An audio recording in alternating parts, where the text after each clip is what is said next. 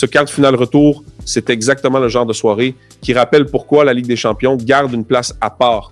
Bayern contre Real, Allianz Arena, un but après quelques secondes, des gardiens qui passent du très grand au très fragile, un score qui bascule tout le temps, une qualification qui change de camp plusieurs fois dans les têtes, puis un finish brutal signé Luis Diaz et Michael Olise.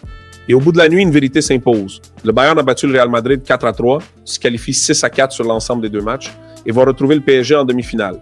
C'est pas juste un résultat, c'est un match qui a raconté énormément de choses sur la force collective du Bayern, sur les limites actuelles du Real et sur la cruauté absolue de cette compétition quand tout se joue dans les détails. Bonsoir à tous et bienvenue sur cette nouvelle vidéo. Aujourd'hui, on va prendre le temps de revenir vraiment en profondeur sur ce Bayern Munich-Real Madrid du 15 avril 2026 parce qu'un match comme ça ne se résume pas à le Bayern a gagné ou le Real est tombé les armes à la main. Il y a trop de matière pour rester en surface. Il y a la mise en scène d'avant-match avec un Bayern déjà devant après sa victoire 2-1 à l'aller. Un Real obligé de venir chercher quelque chose de grand à Munich. L'absence d'Aurélien Tchouaméni au milieu, celle de Thibaut Courtois dans les buts, le retour de Ferland Mendy, la titularisation d'Arda Güler et surtout cette impression très forte que ce match pouvait soit confirmer la supériorité structurelle du Bayern, soit réveiller la vieille folie européenne du Real Madrid. Finalement, on a eu un peu des deux, mais la balance a fini par pencher du côté de l'équipe la plus stable dans sa lecture du chaos. Ce qui est fascinant, c'est que le Real a démarré ce match comme s'il voulait écraser tout le scénario prévu. Il fallait revenir, il fallait frapper vite, et il a frappé presque immédiatement. Au bout de 34 secondes, Manuel Neuer rate sa relance, Arda Güler récupère et le jeune Turc ouvre le score de loin dans le but vide. Là, tu te dis immédiatement, le Real a réussi son entrée parfaite, le Bayern vient de prendre un coup mental énorme et la soirée peut virer à la vraie tempête émotionnelle. Parce qu'à ce moment-là, tout redevient ouvert sur l'ensemble des deux matchs. Et il faut le dire clairement, marquer aussitôt à l'Allianz Arena dans ce contexte, c'est un geste de grand joueur. Pas seulement parce qu'il y a le but, mais parce qu'il y a la lucidité. Beaucoup de joueurs, dans cette séquence, contrôlent, réfléchissent, ratent le timing. Güler, lui, voit la faille et punit tout de suite. Mais le premier enseignement de cette soirée, c'est justement ça. Le Bayern n'a pas paniqué et c'est là que je les ai trouvés très forts. Beaucoup d'équipes face au Real dans ce contexte-là peuvent sentir le poids de l'histoire, reculer, commencer à jouer avec la peur. Le Bayern a encaissé ce but ridicule, oui, mais n'a pas changé sa nature. 6e minute, corner de Kimmich, Pavlovic oublié, Lunin sort mal et l'égalisation tombe immédiatement. Cette réponse est énorme. Elle dit au Real, vous avez frappé, d'accord, mais vous n'allez pas contrôler cette soirée par la seule émotion. Et franchement, le but de Pavlovic résume déjà une partie du problème madrilène. La réaction après le but de Güler était excellente, mais défensivement, il y a encore trop de séquences où le Real donne l'impression de subir des phases arrêtées avec un manque de clarté, de leadership et de lecture collective. Le match est ensuite devenu complètement fou, mais pas fou au sens brouillon uniquement, fou dans la tension tactique, fou dans les retournements, fou dans les erreurs. Et il faut être honnête, les deux gardiens ont largement participé à cette sensation de match incontrôlable. Neuer fait l'erreur initiale sur le premier but. Lunin, sur le corner de Pavlovic, n'inspire pas du tout la sérénité. On a eu ensuite plusieurs séquences où l'un et l'autre ont semblé vulnérables avant de sortir aussi des interventions importantes. C'est presque paradoxal, mais ça raconte très bien ce match. Personne n'a été absolument propre. Tout le monde a eu ces moments de flottement. Et ceux qui ont survécu à leurs propres erreurs sont ceux qui avaient un cadre collectif plus fort autour d'eux. Et ce cadre, sur l'ensemble de la soirée, il était plus bavarois que madrilène. Il faut ensuite parler d'Arda Güler parce que son match mérite une vraie séquence à lui tout seul. Déjà, le premier but, on vient d'en parler, mais son coup franc à la 29e minute, c'est un autre niveau de personnalité. Remettre le Real devant à Munich sur un coup franc aussi pur, dans un quart de finale retour de cette intensité, à son âge, c'est pas juste une belle action, c'est une déclaration. Güler a terminé la soirée avec un doublé, il a été au cœur de la meilleure version offensive du Real et sans lui, Madrid ne vit probablement pas cette soirée de la même manière. Son jeu entre les lignes, sa capacité à sentir le tempo, sa qualité de frappe, tout ça a fait énormément de bien à son équipe. Évidemment, on finit mal avec un carton rouge pour contestation à la fin et ça vient salir un peu la sortie. Mais sur le terrain, jusqu'à l'explosion finale, il a été un vrai moteur de danger, de personnalité. Et pourtant, même quand Madrid reprenait l'avantage, le Bayern continuait à donner cette impression étrange d'équipe qui ne perdait jamais complètement la main sur le récit. C'est là que Kimmich et Pavlovic ont pesé lourd. Le Bayern a terminé avec presque 69% de possession, 21 tirs contre 12, 9 tirs cadrés contre 5 et 9 corners contre 2. Ces chiffres ne disent pas tout, mais ils racontent quand même une domination de fond. C'était pas forcément une domination tranquille ou écrasante du début à la fin, parce que le Real a fait mal dans les transitions, mais c'était une domination de volume, de présence, d'occupation du terrain. Kimmich, surtout, a été encore une fois le cerveau nerveux de cette équipe. Il organise, il touche énormément de ballons, il donne le corner du premier but, il donne du rythme, il est partout. Et Pavlovic, lui, a offert l'énergie, la présence, la justesse dans les zones où le Bayern devait empêcher Madrid de respirer trop facilement. Le deuxième but du Bayern, signé Harry Kane à la 38e minute, est très révélateur lui aussi. Kane contrôle, ajuste, finit avec calme. Et ça, c'est typiquement le genre d'action qui te rappelle ce qu'est un très grand attaquant dans ces matchs-là. Il ne lui faut pas 20 situations. Il lui faut la bonne lecture, le bon appel, le bon contrôle. Et ensuite, il transforme une action tendue en but propre.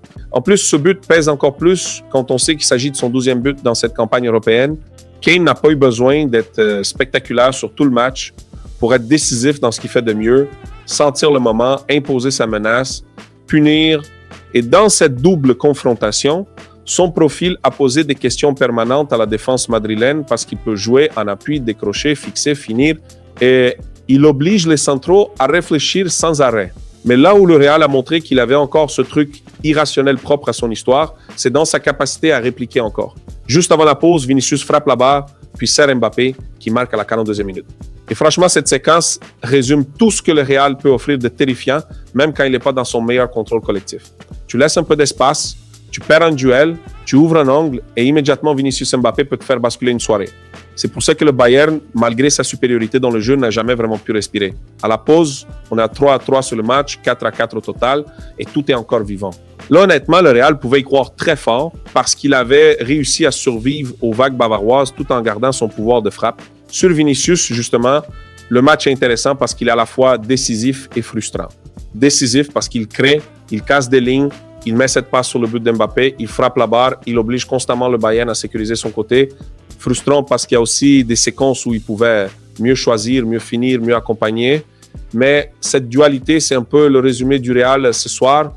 Il y a eu du talent, beaucoup de talent même, mais pas toujours assez de contrôle pour faire durer les bonnes séquences. Vinicius reste un joueur qui fait peur à n'importe quelle défense, mais dans un match où tout se joue sur le détail, on regarde aussi les ballons qui ne vont pas au bout, les décisions qui laissent de la vie à l'adversaire, les actions qui auraient pu tuer une dynamique et qui ne le font pas. Mbappé, lui, termine avec un but et ça lui donne forcément un poids particulier dans l'analyse. Il a aussi été stoppé par Neuer sur une frappe puissante en deuxième période dans une action qui aurait pu changer la fin du match. Son rôle a été clair, attaquer la profondeur, menacer à chaque transition, transformer les moments où le Real pouvait aller très vite. Il l'a fait par séquence. On sent qu'il reste capable de faire basculer un match de cette ampleur sur une seule accélération, mais on sent aussi que le Real, tel qu'il est construit aujourd'hui, ne lui donne pas encore un cadre parfaitement cohérent du début à la fin. Il y a eu du danger, il y a eu une vraie présence, il y a eu cette faculté à rester un cauchemar pour le défenseur du Bayern, mais il y a aussi eu cette sensation d'équipe parfois coupée en deux, où lui, Vinicius, doit vivre dans des espaces qui n'existent pas toujours naturellement. Il faut aussi parler de Jude Bellingham et de Federico Valverde parce que leur travail a été énorme dans l'effort. Bellingham a été très précieux dans les courses, dans les compensations, dans la manière d'aider à ressortir sous pression. Valverde, lui, a encore offert ce registre presque inépuisable où il ferme, il court, il aide, il couvre. Ce sont typiquement les joueurs qui donnent au Real une colonne de survie dans les matchs où tout se déstructure. Mais justement, la question qui revient après une élimination comme celle-là, c'est la suivante. Peut-on continuer à demander à ces joueurs d'être les pompiers permanents d'une équipe qui n'a pas encore trouvé l'équilibre total? Parce qu'à force, même leur générosité finit par ne plus suffire quand le match s'étire, quand l'adversaire monopolise le ballon, quand les vagues reviennent encore et encore. Du côté du Bayern, Michael Olise a encore confirmé qu'il est en train de prendre une dimension énorme. Officiellement désigné homme du match, il n'a pas seulement marqué à la fin, il a constamment donné l'impression d'être le joueur le plus capable de sortir le geste qui fait exploser une structure. Même quand Mendy l'a bien contrôlé par moments, Olise a continué à demander le ballon, à provoquer, à varier ses zones. Et son but à la 94e minute, c'est pas juste le but du 4-3, c'est le geste d'un joueur qui n'est pas prisonnier de la peur. La majorité des joueurs, à ce moment-là, vont tuer le temps, porter le ballon au coin, gérer. Lui, il prend l'information, il rentre, il frappe, poteau rentrant, rideau. C'est un but de tueur et un but de joueur qui sent qu'il a le match dans les doigts. Luis Diaz mérite lui aussi énormément de crédit. Son match a été pénible à vivre pour le Real, surtout parce qu'il a constamment proposé une menace différente de celle d'Oliz. Là où Oliz peut te faire mal en conduite et en finition, Diaz te fatigue par sa répétition d'appels, son activité, sa capacité à revenir dans l'axe, puis repartir, puis demander à nouveau. Son but, à la 89e minute, arrive via une frappe déviée par Militão, mais il est récompensé d'un match où il a beaucoup insisté. Et surtout, ce but change toute la nature de la fin de rencontre. Jusque-là, on se dirige vers une prolongation potentielle ou, au minimum, vers une dernière gestion de crise. Là, le Bayern reprend l'avantage dans la double confrontation et oblige Madrid à se jeter encore plus. C'est le tournant final. Et il faut être juste, si le Bayern a fini par gagner, c'est pas seulement parce qu'il a profité du carton rouge. C'est aussi parce qu'il a continué à jouer, à insister, à faire vivre le ballon. On l'a vu sur la structure de départ en 4-2-3-1, sur le double pivot Kimmich-Pavlovic, sur l'utilisation des ailes avec Oliz et Luis Diaz, sur la présence de Gnabry derrière Kane, puis l'entrée de Musiala à l'heure de jeu. Le Bayern n'a pas toujours maîtrisé chaque transition madrilène, loin de là, mais il est resté fidèle à son jeu. Et cette fidélité compte énormément dans les grands matchs, parce qu'au moment où ça devient complètement nerveux, les équipes qui ont encore un cadre reviennent plus facilement à quelque chose. Le Bayern avait ce cadre. Le Real, lui, avait surtout des séquences. Sur le plan défensif bavarois, tout n'a pas été parfait non plus. Upamecano et Ta ont parfois souffert, surtout dans les courses profondes et les phases où le Real allait très vite. Stanisic a dû sortir à la pause, remplacé par Alphonse Davies, ce qui a aussi changé un peu l'équilibre du couloir. Mais là encore, il y a une différence importante avec le Real. Le Bayern a eu ses faiblesses, oui, mais il n'a pas donné l'impression d'être sans structure quand il souffrait. Même Neuer, malgré ses erreurs, finit par sortir une parade capitale devant Mbappé en deuxième période. C'est presque tout le paradoxe du gardien allemand sur cette soirée. Il lance le Real dans le match, il participe au chaos, mais il se rachète aussi dans un moment où le Bayern a besoin d'un arrêt de très haut niveau. Venons-en maintenant à Eduardo Camavinga, parce qu'évidemment, c'est l'un des grands sujets du match. Entré à la 61e minute à la place de Brahim Diaz, il prend 2 jaunes en 8 minutes et laisse le Real à 10 à partir de la 86e. Et oui, ça va faire débat. Oui, certains diront que le deuxième jaune est sévère au regard du contexte, de la minute, de l'ampleur du match. Mais il faut aussi regarder la séquence froide. Tu es déjà averti, la tension est maximale, chaque détail compte et tu offres à l'arbitre la possibilité de te sanctionner à nouveau. C'est là que le très haut niveau ne pardonne rien. Derrière, Arbeloa a parlé d'une décision qui a tout changé et d'un match gâché par cette expulsion. On peut comprendre sa colère parce que le carton rouge tue clairement le scénario madrilène, mais on peut aussi dire que Camavinga a manqué de maîtrise dans le pire moment possible. Les deux lectures existent en même temps. Et d'ailleurs, au-delà du geste de Camavinga, je trouve que le choix de faire sortir Brahim Diaz mérite aussi d'être discuté parce que Brahim avait apporté du lien, du mouvement, une présence utile dans les petits espaces. Son profil aidait le Real à garder un peu de respiration technique dans un match où il fallait aussi savoir sortir de la pression par autre chose que de longues courses.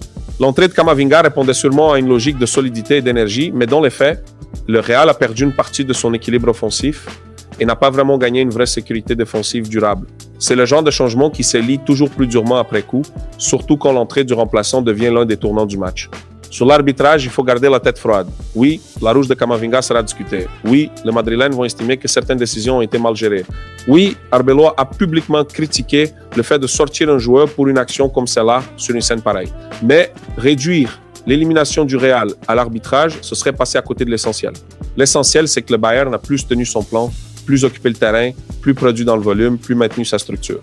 Et l'essentiel aussi, c'est que le Real, malgré un match courageux, a encore montré plusieurs failles qui dépassent ce quart de finale retour. L'arbitrage fait parler, mais il ne résume pas tout. Et là, on arrive au vrai sujet de fond côté Real Madrid. Cette élimination est cruelle, mais elle ne doit pas masquer les problèmes. Le Real a montré du caractère, énormément de caractère. Il a mis 3 buts à l'Allianz Arena. Il a mené à plusieurs reprises, il a été vivant presque jusqu'au bout et il sort sans être ridicule, loin de là. Mais justement, c'est le piège, le danger après un match aussi héroïque émotionnellement, c'est de croire que tout va bien parce que l'élimination a été noble. Non. Ce match dit aussi que le Real a besoin de retrouver un cadre plus clair. L'absence de Tchouaméni a pesé, celle de Courtois aussi, c'est certain. Mais même avec ces absences, on voit une équipe qui vit encore trop souvent sur la puissance de ses individualités, sur des transitions, sur des séquences, sur des coups d'éclat. Contre beaucoup d'adversaires, ça peut suffire. pour gagner la Ligue des Champions, surtout face à des équipes comme le Bayern ou le PSG, c'est plus compliqué. Lunin, par exemple, a incarné malgré lui cette fragilité de contexte. Courtois était absent à cause de sa blessure à la cuisse et Lunin a dû gérer un quart de finale retour de très haute tension. Il n'a pas été catastrophique surtout, il a même sorti quelques arrêts importants, notamment sur Kimmich puis sur Olise, mais il reste associé à des séquences qui coûtent très cher, en particulier sur le corner de Pavlovic, et à ce niveau, la marge est minuscule. Un gardien peut te maintenir en vie ou te faire courir après le match. Lunin a fait les deux dans la même soirée et c'est aussi pour ça que le Real a vécu ce match dans une forme d'instabilité permanente. Ferland Mendy, en revanche, mérite un vrai coup de projecteur positif. Son retour était attendu et il a eu face à lui un client immense avec Olise. Or, pendant une grande partie du match, il a été l'un des rares Madrilènes à vraiment donner une sensation de contrôle défensif dans son couloir. Ça ne veut pas dire qu'il a tout gagné, ni que Olise a disparu, puisque le Français finit homme du match et buteur. Mais dans le duel pur, dans l'agressivité mesurée, dans la manière de rester branché, Mendy a rendu une copie sérieuse. Dans une soirée où beaucoup de Madrilènes ont été traversés par des hauts et des bas, lui a offert quelque chose de plus stable. Militão et Rudiger, eux, ont vécu une soirée beaucoup plus inconfortable. Il y a eu de l'engagement, du duel, de l'énergie, mais aussi des moments où Kane, Diaz ou les projections bavaroises ont trouvé des failles. Et sur le but de Diaz, la déviation de Militão finit de toute façon par punir Madrid. Là encore, c'est pas qu'un problème individuel, c'est aussi un problème de bloc, de tempo défensif, de coordination quand le match devient totalement étiré. Mais ces matchs-là exposent toujours les défenseurs centraux et le Real n'a jamais vraiment donné l'impression d'avoir une maîtrise totale de la surface ni de la zone devant elle. Trent Alexander-Arnold aussi mérite une analyse nuancée. Offensivement, il reste capable d'apporter une qualité de centre et de passe que très peu de latéraux possèdent. Défensivement, en revanche, il y a eu plusieurs alertes, plusieurs espaces offerts, plusieurs séquences où le Bayern a senti qu'il pouvait appuyer. C'est pas un hasard si Luis Diaz a tant insisté de son côté et si le Real a parfois semblé vulnérable dès que le Bayern trouvait les bons décalages latéraux. C'est exactement le type de profil qui t'offre beaucoup avec ballon, mais qui exige aussi un équilibre collectif autour de lui sans ballon. Et encore une fois, le Real n'a pas toujours ce cadre-là aujourd'hui. Côté Bayern, Kompany mérite aussi qu'on insiste un peu. Parce qu'on parle beaucoup des joueurs dans un match pareil, ce qui est normal, mais le Bayern n'a pas seulement gagné grâce à l'énergie ou à la folie de l'Allianz Arena, il a gagné parce qu'il a gardé sa logique. Le même 11 qu'à l'aller au coup d'envoi, une structure maintenue, une équipe qui continue à croire à son plan même quand le score devient dangereux, puis un banc qui apporte au bon moment avec Davies et Musiala. Kompany a réussi à construire une équipe qui peut se faire malmener émotionnellement sans perdre complètement sa boussole. Et en Ligue des Champions, c'est un capital énorme. Ce qui rend la qualification bavaroise encore plus forte, c'est qu'elle ne ressemble pas à un simple braquage tardif. Les deux buts de la fin peuvent donner cette impression à chaud, surtout si on regarde seulement le timing. Mais sur le fond, le Bayern a poussé plus longtemps, a davantage contrôlé le terrain et a fini par faire craquer Madrid une fois la faille ouverte. Le 4-3 est spectaculaire, le 6-4 cumulé l'est aussi, mais le plus parlant reste la manière dont le Bayern a accepté de traverser les mauvais moments du match sans sortir de son identité. C'est ça qui donne le sentiment d'une équipe prête pour la suite. Et cette suite, justement, c'est le PSG. Et là, on change encore de dimension. Parce que si le Bayern a eu besoin d'un match pareil pour sortir le Real, il va maintenant tomber sur un pari qui vient d'éliminer Liverpool en n'encaissant pas un but sur la double confrontation. On aura donc d'un côté une équipe bavaroise capable de gérer le chaos et de marquer beaucoup, et de l'autre, un PSG qui a montré une solidité défensive et une maturité énorme. Cette demi-finale sent déjà le très très haut niveau. Pour Bayern, sortir le Real donne de la confiance, évidemment, mais ça donne aussi de la fatigue, des émotions, des enseignements. Et pour Paris, regarder ce match offre aussi des pistes très claires. Le Bayern peut être piqué, Nur peut être mis sous pression, mais tu ne survis pas face à eux si tu n'es pas discipliné jusqu'au bout. Pour le Real, maintenant, il va falloir regarder cette élimination avec lucidité. Il y a de quoi être fier de la réaction, du caractère, de la capacité à aller mettre 3 buts à Munich, mais il y a aussi de quoi être inquiet de voir une équipe encore aussi dépendante de ses éclairs, aussi vulnérable dans certaines séquences défensives, aussi fragile dès que le match devient structurel plutôt que purement émotionnel. Le Real n'est pas loin. C'est justement ce qui rend l'élimination frustrante. Il n'est pas loin, mais il n'est pas encore au point. Et quand tu tombes contre un Bayern aussi cohérent, pas loin ne suffit pas toujours. Au final, ce match raconte donc 2 choses en même temps. D'abord, le Bayern mérite sa qualification parce qu'il a plus produit, plus tenu sa ligne, plus résisté aux secousses. Ensuite, Le Real sort avec de l'orgueil, mais pas avec l'excuse parfaite. Oui, il y a le rouge de Camavinga. Oui, il y a les débats d'arbitrage. Oui, il y a les absences.